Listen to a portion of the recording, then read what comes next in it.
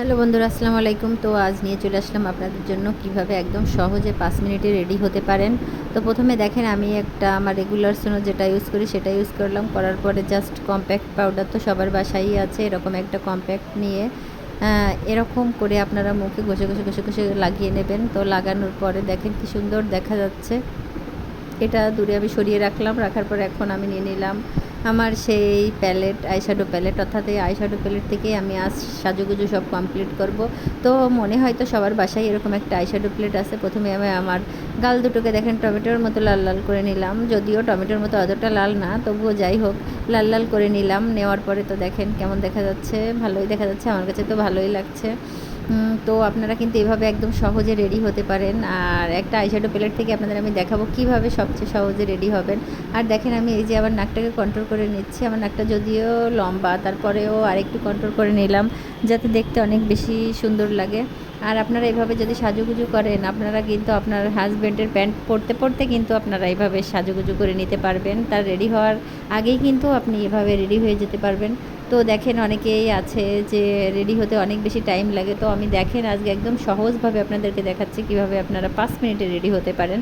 তো ঝটপট আমি এই পাশে 2 ঘষা, ওই পাশে 2 ঘষা, আর নাকে এই পাশে 1 ঘষা, ওই পাশে 1 ঘষা, ব্যাস কন্ট্রোলিং হয়ে গেল। নিচে থুতুতে একটু ঘষাঘষি করে নিলাম। ঘষাঘষি করে নেওয়ার পরে তো দেখেন কি সুন্দর দেখা যাচ্ছে। এবার আমার ব্রুটাকে যদিও কালো, তারপরেও আমি হালকা একটু ব্রাউন কালার নিয়ে আমি জাস্ট আঙ্গুলের সাহায্যে এভাবে এই যে দিয়ে দিলাম। আর লাস্টে এরকম একটা তুলির সাহায্যে আমি একটু টেনে টেনে টেনে টেনে একটু লম্বা করে দিচ্ছি যাতে দেখতে অনেক সুন্দর লাগে।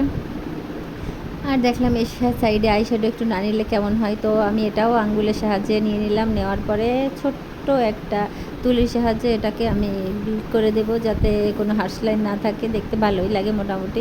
আর যদিও মনে হবে যে আমি একদম অল্প প্রোডাক্ট দিয়ে সাজুগুজু করছি, তো আপনারা কিন্তু এভাবে রেগুলার যারা বাইরে যান তারা কিন্তু এভাবে 5 মিনিটে ঝটাপট রেডি হয়ে কিন্তু বাইরে চলে আসতে পারেন। আর দেখেন এভাবে একটু কাজল না নিলে তো হয়ই না, তাই আমি ওইখান থেকে একটা একটু লাইট কালারের আইশ্যাডো নিয়ে ওটাকে আমি নিচে দিয়ে এই যে একটু লাগিয়ে নিচ্ছি। ব্যাস হয়ে গেল, আমার কাজলের কাজটাও কমপ্লিট হয়ে গেল। আর কমপ্লিট হওয়ার পরে এদিক দিয়ে দেখতেছি ভালোই দেখা যাচ্ছে। তো আপনারা কিন্তু ইচ্ছা করলে এভাবেই সাজতে পারেন। আর বাসায় যে অনেক কিছু লাগবে সাজুগুজু করার জন্য তা কিন্তু নয়। আর লাস্টে যে আমার সেই ভাইরাল লিপস্টিক, এই লিপস্টিকটা আমার অনেক পছন্দের।